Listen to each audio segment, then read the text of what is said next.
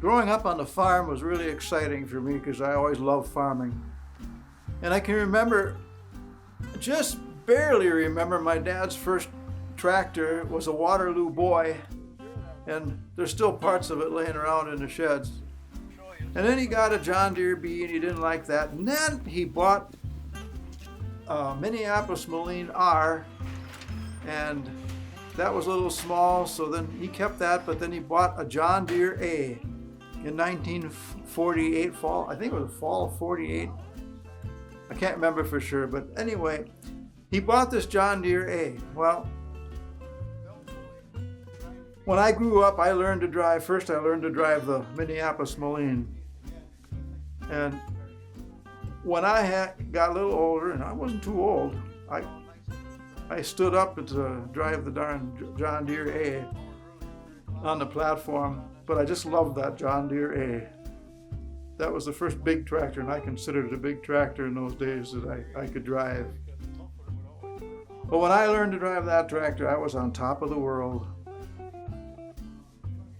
The first thing I did before I painted that tractor was I sprayed some, it's called purple something, and what it is it's a degreaser. I spray it on and it soaks up the grease. Then I come and I scrape that off and brush it around and whatever.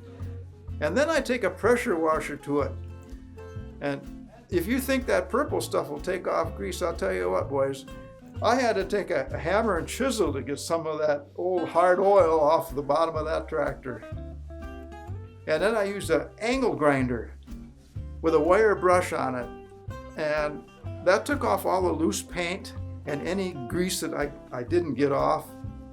And I ground her all down so I thought she was good and smooth, and I did miss some places I feel bad about, but it's pretty good for somebody who doesn't know what he's doing.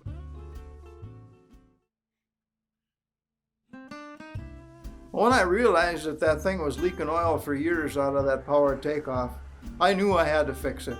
And I thought, big deal, it's a seal. Well, when I got to taking things apart, I realized it's more than a seal. And in order to get inside that and get that power takeoff shaft off, you have to pull the whole back end off that tractor. So I got it in the shed and I hung the back end, the seat and the power troll and the cylinder for the power troll. That all comes off in one unit. I had it hanging from a rafter on a come-along in the shed, hoping the rafter wouldn't break. And it's only a 2x4 rafter up there in my shop, but I got that thing out and holy mackerel was that heavy. And then you had to move it, so I kind of worked the tractor ahead, pushed it ahead a little bit so I could get that thing out of the way so I could work in there. And what turned out to be, I found out that, first of all, the seal, the outside seal, the first one, it's been running on that same spot since day one, since 1948 or whatever, and that actually wore a little ring into the shaft. And in order to do that, you have to move that seal off of that ring to get a new place on that shaft. So what I did is I put in two seals. I put one in first, and that was on just about the same place the old one was. But then I put another one, and that put it off almost 3/8 of an inch away from that, so I started a new place on the shaft, so I knew it wasn't going to leak. But now I'm in there, and I realized that the bearings aren't so good, the bushings need to be replaced, the spring is weak. So here we go, getting all these parts, and then when I came to put it back, then I realized I need a gasket on that whole big rear end, and I thought, oh boy. So I got some gasket material in a tube. The old gasket didn't look that bad, so I put that on both sides of the gasket, put it back on there, and boy was it a problem trying to get that lined up. But I did get it lined up finally, got everything in position, got it bolted on, and everything looked pretty good. Okay, after I had those rims ground down with the angle grinder and the sanding, they didn't look too bad, so I painted them with a brush, and inside and outside, I primed them, 2 coats primer, 3 coats of paint on them, and you could just see every coat made it brighter.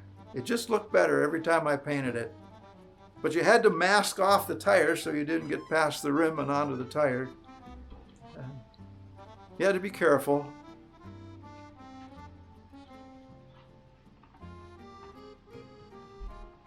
Okay, after I had those rims painted and the wheels painted, and I had to take the front wheels off to paint them. So then I put the front wheels back on. That was in the shop. I couldn't spray it in my shop because there's too much dust in there from the woodworking I do. So I took it back into my pole shed and I drove it back there. And once again, I masked up the front wheels and I masked up the back wheels. And then I spray painted the chassis and the tractor and the hood and all this stuff. I didn't take the hood off. There's a plate underneath the hood, and my spray gun, I could get right under there and spray it good. And I cleaned it up good so I wasn't worried about it. The only thing I was worried about was the floor, because there could be some dust on that floor. So I laid down cardboard and plastic and everything else I could find. And then I laid myself down on that in order to spray the undercarriage.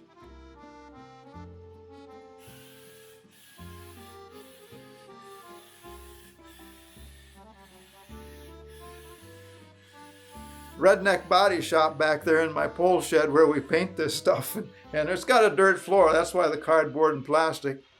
And once in a while a bug will fly in, but most of the time it was pretty good. I didn't get any bugs on that tractor. It was good. But you got to be careful, because when you're spraying, you can get a lot of dust, especially if you spray downwards towards the floor. But I had cardboard laying down. It was pretty good. But you really got to be careful to make sure you spray around everything. Now there's 2 sides to every pipe, and you got to get the other side. So once you're doing this side, you got to go on the other side and make sure you get it from both sides and everything. And underneath, under the brake, even the brake lock, if it's flipped up, you got to flip it back so you get the other side. And you paint the inside of the battery box and the outside, the seat. You got to take the seat off, of course, to paint that, the back. And the lights have to come off. And I painted the carburetor. Most people don't. I did. But I even painted the exhaust pipe. Everything seemed to be all right. It worked good. From a Redneck Body Shop, it came out pretty darn good, I'll tell you.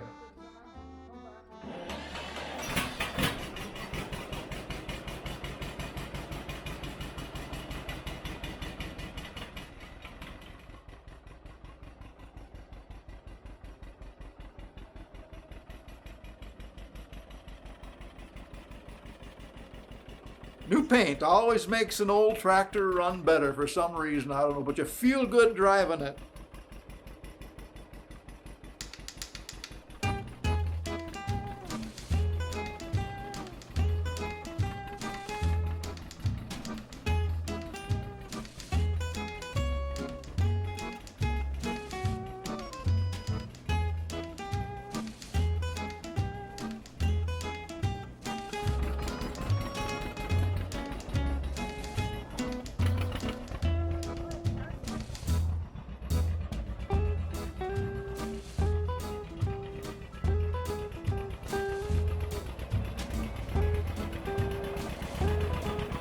One thing about those old tractors, like a John Deere, you can fix them yourself. You can put a clutch in. You can put a book of shims in the connecting rod, and boy, you can put her together and do it all yourself right under a tree outside. Today, I don't know. You got to split tractors. Cost a fortune. Those are the old tractors is what made the American farmer. They're affordable.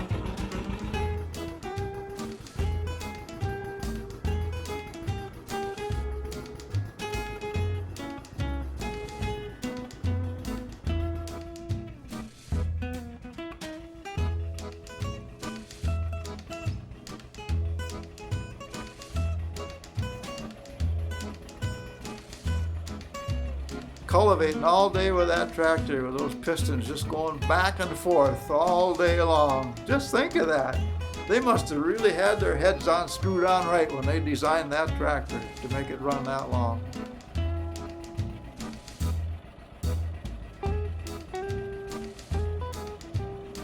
Amazing. Just amazes me. That John Deere just amazes me. Shoot, all these old tractors amaze me. That's why I keep dragging them home, I guess.